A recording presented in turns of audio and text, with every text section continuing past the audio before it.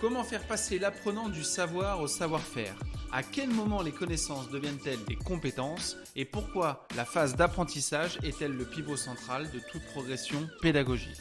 Aujourd'hui, on explore l'activité d'apprentissage, cette phase secondaire où se joue la véritable montée en compétences. Bienvenue sur le podcast Dans la tête d'un formateur, dédié à toutes celles et tous ceux qui aiment la transmission du savoir. Que vous soyez formateur, apprenant ou simple passionné par le partage de connaissances, ce podcast est fait pour vous. Pourquoi cette phase est-elle essentielle ? Eh bien c'est simple, elle permet aujourd'hui de transmettre des connaissances nouvelles, d'aider les apprenants à établir le lien entre le savoir et le geste. Ça permet aussi de favoriser la participation active dans des situations concrètes, mais aussi d'ajuster les postures, les attitudes et les réflexes professionnels que l'on attend. Pour le formateur, c'est l'opportunité de structurer des apports pédagogiques ciblés, de mettre en œuvre des procédures d'entraînement et de guider l'apprenant dans l'appropriation progressive des compétences.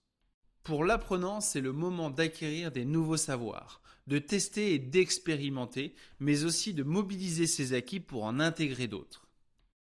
Une posture active et engageante. Pendant cette phase, l'apprenant n'est pas un simple récepteur d'informations.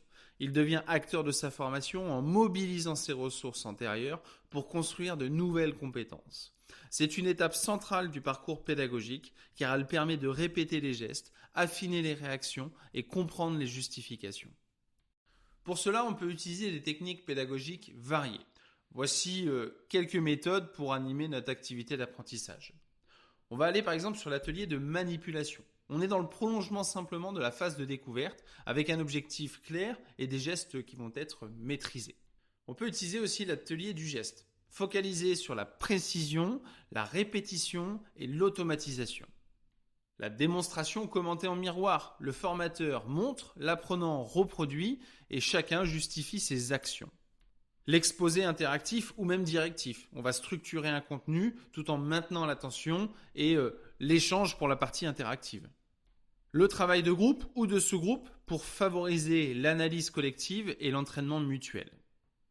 Le Word Café ou le carrefour des techniques pour confronter les approches et enrichir les compréhensions. Et enfin, on peut utiliser aussi la formation ouverte à distance, la FOAD, pour proposer des contenus ou des exercices à distance en autonomie. Dans tous les cas, chacune de ces méthodes doit être choisie en fonction du niveau des apprenants, des compétences visées et de la durée disponible pour faire notre animation.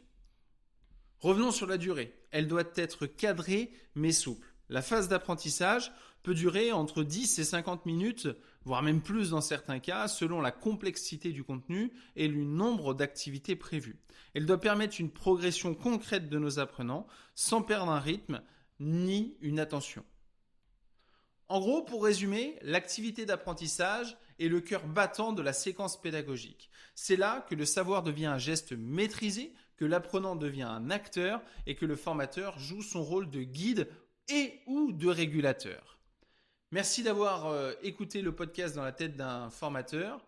Tu as le droit de t'abonner, de partager ce podcast et on se retrouve très bientôt pour une nouvelle capsule pédagogique.